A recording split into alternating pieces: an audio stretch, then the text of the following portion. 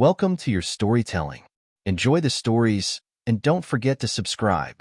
I never thought our life was anything special, just the usual ups and downs. But one night, I stumbled across a blog that changed everything. It wasn't just any blog. It was a detailed account of our marriage, each post revealing our most personal moments. Every fight we had, every secret we shared, every embarrassing moment was written for the world to see. And the author? My own husband. I was stunned. My heart sank as I read. How could he do this? How could he expose us like this? The blog didn't just tell the truth, it twisted it. Every fight we had was portrayed as my fault, making me look like the villain.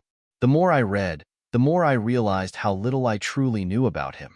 What had started as a personal space between us was now laid bare for the world. The comments section exploded with strangers giving their opinions on our relationship, and it was overwhelming.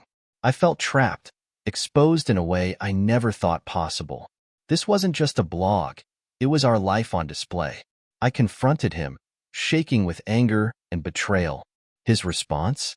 It's just writing, calm down. I couldn't believe it. How could he dismiss it so easily? Every word felt like a knife in my back, a betrayal I couldn't ignore. He tried to justify it, saying it was therapy for him, a way to vent. But how could he vent about our most intimate moments to total strangers? It wasn't just his therapy, it was our destruction. I didn't know who this man was anymore. The person I loved seemed to be gone. The more I tried to ignore the blog, the worse it got. Every time I checked my phone, there it was, more posts, more details of our life exposed. Strangers started offering unsolicited advice on how I should act, what I should do, as if they knew me better than I knew myself. How could I go to my friends, my family, and pretend everything was fine? They had already seen my deepest, most private struggles. They had read about our arguments, our flaws. I was no longer just a wife. I was a spectacle. I couldn't stop reading, even though every post left me feeling worse. The blog wasn't just a recount of our life. It was a distortion. He painted me as cold, distant, and unloving, making it sound like I never cared. It was all lies, and yet it felt like the truth. I began doubting myself, wondering if maybe he was right. Maybe I was the problem all along. But the more I read, the angrier I became. How could he betray me like this, turning our marriage into a narrative for his audience? I had to find out why. The blog's popularity exploded, and with it, the constant reminders of my humiliation. Every time I stepped out of the house, I wondered if people recognized me. Did they know my story? Did they know what my husband had written about me? I started avoiding social situations, retreating further into myself. My once private world was now public, and I had no control over it. People who I didn't even know began sending me messages of sympathy, advice, and even judgment. I felt suffocated by it all. I began noticing how distant he was becoming. He wasn't just writing about our life. He was living it through his blog, detached from the real me. We would have a conversation, and I'd catch him observing me like I was some kind of character in his next post. Was he writing about me right then? Was every interaction a potential story for him? It felt like I was losing him, not just to the blog, but to the idea of me he had created in his head. I wasn't his wife anymore. I was his muse. My mind raced as I tried to process what was happening. I felt like I was losing control over everything. Our marriage, our privacy, my sense of self. It wasn't just that he was writing about us. It was how he was rewriting our history. He had the power to shape how we were seen by the world, to twist our lives into whatever narrative he chose. I couldn't escape it, and every time I tried to confront him, he dismissed my feelings, as though they didn't matter in the grand story he was telling. I wanted to stop reading the blog, but I couldn't. Every new post felt like a new wound. One day, I came across a post about our wedding day. He described it as a performance, saying he'd never wanted to marry me in the first place, that he felt trapped. My heart shattered. I had thought our wedding was a beautiful beginning, a promise of forever. But to him, it was just another chapter in his blog. I had been nothing more than a plot device, a character to be manipulated for his narrative. I couldn't ignore it anymore. The blog wasn't just his outlet, it was his obsession. It consumed him. He was no longer present in our marriage, always thinking about the next post, the next twist in his story. I started to wonder if I had ever truly known him. Was I just a part of his content, an object for him to mold and shape however he saw fit? And why did I let it happen? I thought he loved me, but his words said otherwise. I had to confront the truth. He was using me for his fame, his success, his story. The more I read, the more disgusted I became. He had written about every part of our relationship, every moment that should have been sacred. He wrote about our private fights, our intimate moments, and even our most vulnerable conversations. It wasn't just writing. It was betrayal on a level I couldn't comprehend. And yet, he acted like it was no big deal, as if I should just accept it. I began to realize that I had been living in his world, not our own. His truth had become the only one that mattered. I started avoiding him, not because I didn't love him, but because I couldn't stand the thought of being a character in his next post. He didn't understand. He'd come to me, confused and frustrated.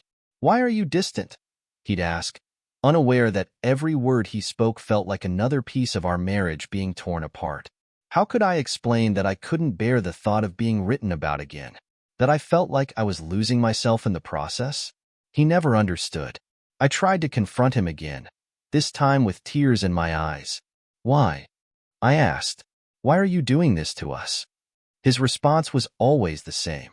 "It's just writing. It's art." But how could he call it art? It was our lives, my life. Our most intimate moments turned into stories for strangers to consume. His audience didn't care about the truth. They only cared about the drama, the scandal. I couldn't live like this anymore. The woman I used to be was disappearing, piece by piece. The blog began to gain more traction, and with it, the criticism. Strangers started commenting on how they felt sorry for me, telling me what I should do. They called me weak, needy, and some even blamed me for his behavior. It wasn't just his betrayal. It was the world's. I was under a microscope, judged by people who had no idea what I was going through. I started to feel trapped in a life I didn't recognize, surrounded by strangers who thought they knew me better than I knew myself. The worst part was that I couldn't escape it. Every time I opened my phone, I saw it. The blog, the comments, the new post about me. His audience had become a constant reminder of my humiliation. I couldn't talk to my friends about it because I knew they had already read everything. They knew about our arguments, our struggles. They knew things about me that I had never shared with anyone. How could I face them, knowing they had read the most private details of my life? I thought about leaving him, but every time I considered it, I imagined the post he would write about me. He would paint me as the villain, the one who didn't understand him, the one who didn't support his art. How could I leave without being publicly shamed for it? The thought terrified me. It wasn't just a personal decision. It was a decision that would play out in front of millions of strangers. I didn't want to be the next subject in his blog, the next casualty of his need for validation. The more I thought about it, the more I realized I couldn't live like this. My entire existence had become part of his narrative, a story for the world to judge. I felt like I was losing myself, like I no longer had control over my own story. And the worst part was that he didn't even care. He saw it as a form of expression, a way to make a name for himself. But I was the one who had to live with the consequences. I was the one who had to face the world and the judgment that came with it. One night, I found another post. This one was about the day I found out about the blog. He described it in detail, painting himself as the innocent one, the misunderstood artist, and me as the emotional, irrational wife. It was like reading a fiction novel, but the characters were us. He even had the audacity to say that I was overreacting, that I was too sensitive to his writing. I felt sick. Every time I thought it couldn't get worse, he proved me wrong. He just didn't care about me anymore. I couldn't keep living like this. The blog had become an obsession for him, and I was no longer part of his reality. He was constantly writing, constantly thinking about the next post. He wasn't present in our marriage anymore. He was living for his blog, for his audience. I was just the backdrop, the character that made his story interesting. I realized then that I had to make a choice. I could either keep living in this suffocating relationship, or I could finally take control of my own life. I started keeping a journal. It wasn't about getting revenge or airing my own version of events. It was about reclaiming my truth. I needed something that was mine, something that no one could take away from me. Every day, I wrote down my feelings, my experiences. I didn't care if anyone ever read it. It was my story. And for the first time in months, I felt like I had some control over my own life again. The blog might have stolen my privacy, but it wouldn't steal my voice. I began to distance myself, both physically and emotionally. The more I thought about it, the more I realized I was not just living in his shadow, I was disappearing. Every post he wrote about me made me feel smaller, less significant. He had turned our marriage into content for his followers, and I was left to pick up the pieces. I didn't know who I was anymore, but I knew I couldn't stay in this toxic environment. The love I once had for him felt distant, replaced by resentment and betrayal. The more I pulled away, the more he seemed to focus on the blog. He spent hours writing, even when we were supposed to be together. It felt like I was a ghost in my own life. And each time he'd look at me, I'd wonder if he was mentally writing about me, turning our conversation into his next post. I couldn't trust him anymore. His words were becoming a weapon, and I was the one being hurt by it. Every interaction felt staged, rehearsed, like nothing was real between us anymore. I tried to talk to him again, but it always felt like he wasn't really listening. He was too absorbed in his world, a world where he was the hero, the misunderstood artist, and I was the antagonist. "It's just my art," he would say when I questioned his motives. But art doesn't destroy people, it's supposed to inspire them. I couldn't understand how he could keep doing this, how he could keep choosing his blog over our marriage. Every day, he seemed further away, and the distance between us grew wider. The blog started to gain even more popularity, and I started seeing people recognize me in public. They'd whisper, or sometimes even stop me to ask about the latest post. I couldn't escape it. It was like my life was no longer my own. The person I was, the woman I had been before this blog existed, felt like a distant memory. I didn't know how to react when strangers asked me about the most private parts of my life. I wanted to scream, to tell them all to stay out of my business, but instead, I stayed silent. I began to feel like I was losing control over my own story. He had written it for so long that it felt like it belonged to him now. Every post, every word, every detail of our relationship was no longer something just between us. It was for the world to see, and they had all formed their own opinions about me.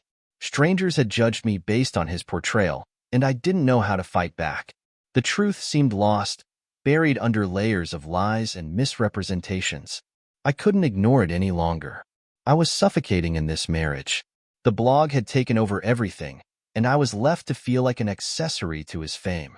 Every day, I watched him write about me, about our life, and I wondered how much of it was real. How much of our relationship had been a story he created. The constant feeling of betrayal was eating me up from the inside. I knew I couldn't live like this anymore. I needed to escape, but the thought of the blog following me was terrifying. The final straw came when I found a post he had written about our last vacation. It was supposed to be a special time for us, a chance to reconnect. Instead, he turned it into a dramatic retelling of how he felt trapped and miserable the entire time.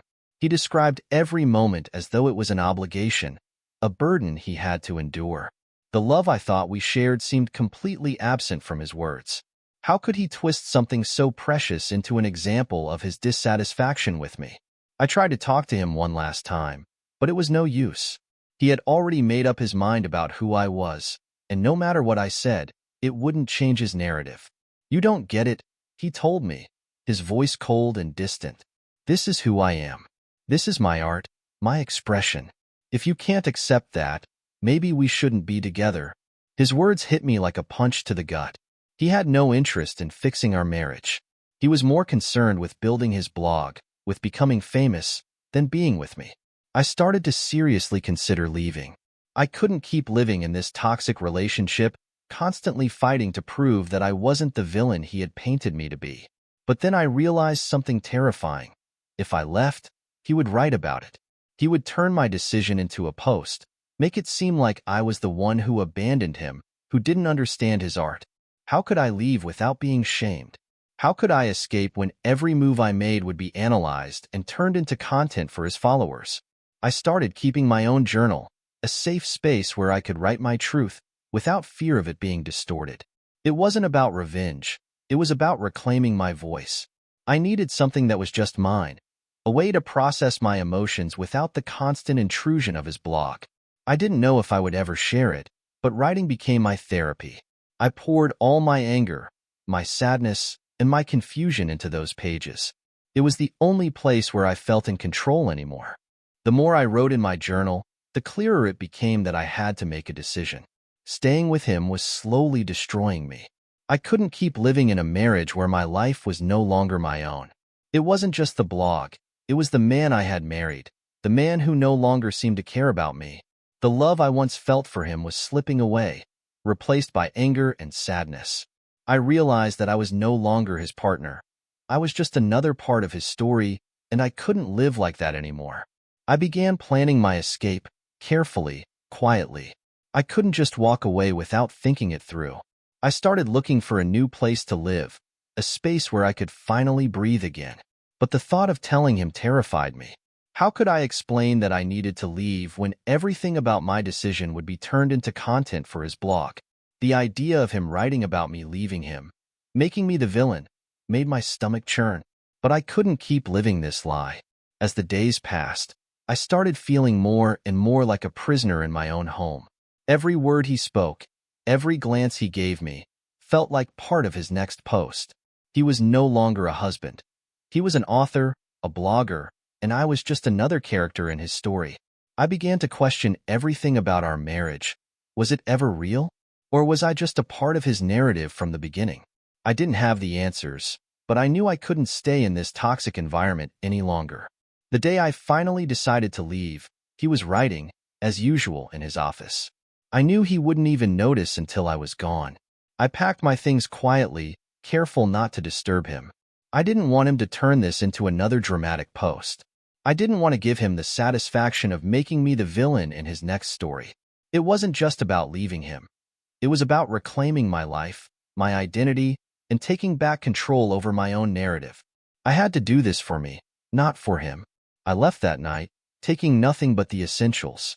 As I drove away, I felt a mixture of relief and fear. Relief because I was finally free from the suffocating grip of his blog, and fear because I knew he would turn my departure into yet another post. My life, my choices, would no longer be my own. They would be subject to his judgment and his audience. But in that moment, it didn't matter. For the first time in a long time, I felt like I was finally doing something for myself. The first few days were quiet. I stayed with a friend, away from the chaos of the life I had left behind. It was strange, living without constantly worrying about being the next subject in his blog. I spent my time thinking, processing everything that had happened. How had I gotten to this point? How had he turned our marriage into a public spectacle? I didn't have all the answers, but I knew one thing for sure. I was never going to let him write my story again. It didn't take long for him to reach out. His first message was a long, angry rant about how I was overreacting and how I was ruining everything. He accused me of being selfish and insensitive to his art. I didn't respond. The messages kept coming, each one more desperate than the last. But I knew better now. I had spent too long trying to understand his needs, his desires, his art. It was time to focus on me, on my needs, and to finally stop letting him control the narrative of my life. The blog kept going, even after I left. In fact, it seemed like he was writing more than ever. His posts about me became increasingly dramatic, with each one portraying me as the villain, the one who didn't understand him. He painted himself as the victim, the misunderstood artist who had been abandoned by his wife. I couldn't bring myself to read it. I had to protect myself from the lies, from the twisted version of our life he was selling to his followers. I couldn't let it break me again. Days turned into weeks, and I started to feel like myself again. I found a new place to live and began rebuilding my life. But the blog was still there, lurking in the background. Sometimes I'd hear about it from friends who would tell me about his latest post, but I didn't care anymore. I had reclaimed my voice, and it was stronger than any story he could write about me. My life was mine again, and I wasn't going to let him take it from me. I was finally free. Months passed, and I grew stronger every day. I started seeing a therapist, working through the emotional wounds he had left behind. I realized that, For so long, I had been living for him, for his approval, for his art. But I had forgotten how to live for myself. Now, I was learning to take back my power, to heal from the betrayal, and to move forward. I wasn't the villain in his story. I was the hero of my own, and no one, least of all him, could take that away from me. Then, one day, I got a message from him. He was apologizing, admitting he was wrong. He wrote about how much he missed me, how he had realized that the blog wasn't worth losing me over. He said he understood now how deeply he had hurt me. It felt like a small victory, but I knew better than to believe his words without action. I didn't want an apology written for his audience. I wanted the man I married back, the one who loved me without turning our relationship into content. I ignored his apology at first. It wasn't about forgiveness anymore. It was about boundaries. I had spent years being his muse, the subject of his stories, and I wasn't going to fall back into that trap. I wanted him to prove that he could change. Words were easy, but actions spoke louder. He had broken my trust in ways I couldn't even describe, and I wasn't sure if I could ever look at him the same way again. How could I, when he had shared our most intimate moments with strangers? Weeks passed, and he kept sending messages, each one more desperate than the last. He asked to meet, to talk face to face, but I wasn't ready. I had to keep my distance, to make sure I wasn't falling back into the pattern of living for him. Part of me still missed him, missed the man I thought I had married, but I couldn't let that cloud my judgment. He had changed, and I had changed too. I wasn't the same woman who once believed everything he wrote about our life. One day, I finally agreed to meet. It wasn't for him. It was for me, to get closure, to understand whether I could ever trust him again. When I saw him, I almost didn't recognize him. His face was tired, his eyes lacking the spark they once had. He was no longer the confident writer. He was a man who had lost everything, including himself. "I've made a mess of everything," he admitted, his voice filled with regret. But his words didn't move me anymore. I had learned not to fall for empty promises. We spent hours talking, mostly about what went wrong. He apologized again, said he had been blinded by his own success, by the attention the blog gave him. But as he spoke, I realized something important. His apology wasn't enough. It wasn't enough to undo the years of betrayal, the constant invasion of my privacy. He hadn't just written about me. He had written about us, as if we were nothing more than a plot for his next big post. I could never forgive that. He was still just looking for validation. When we parted ways, I knew deep down that we couldn't go back. He had tried to convince me that we could fix things, that we could rebuild our marriage, but I wasn't sure I wanted to. The trust had been shattered, and the person I once loved seemed to have disappeared. The man in front of me was a stranger, someone who had used me for his own gain. I wasn't going to let him back into my life, not unless he could prove that he had truly changed, and even then, I wasn't sure I could trust him again. It wasn't easy to move on. I had spent so much of my life building my identity around him, around our marriage, that it felt like a part of me had been ripped away. But slowly, I began to rebuild. I went back to school, started new hobbies, and spent time with people who truly cared about me. I realized that I didn't need him to define who I was. I was more than the woman in his blog. I was strong, capable, and worthy of love. Real love, not the kind that was written for an audience. Months later, I saw a post from his blog. It was about our meeting, about how he had tried to make things right. But it wasn't about me, it was about him. Once again, he turned everything into his own narrative, his own story of redemption. I couldn't help but laugh, not in humor, but in disbelief. Some things never changed. He was still writing for an audience, still trying to manipulate the world's perception of him. And I was still part of the story, even though I had no say in it. That post was the final straw. I realized that I had spent far too long letting him control my story, my life. He wasn't just writing about me. He was writing about himself. I was just a side character in his quest for validation. It was time for me to let go, completely and fully. I deleted the blog from my life, stopped looking for updates, and blocked his social media accounts. For the first time, I felt free. He could write whatever he wanted, but I no longer cared. I was living my own life now, and here I am, telling you this story. It's not about him. It's about me, my journey, my strength, and my ability to reclaim my life. He may have written about me, but he never owned my story. I did. Every step I took away from him, every decision I made for myself, was a victory. I may never forget the pain he caused, but I've learned to forgive myself for staying as long as I did. The real story is mine, and no one can take that away from me. Not anymore. Thank you for listening to my story until now. If you like the video, please support it by subscribing and liking.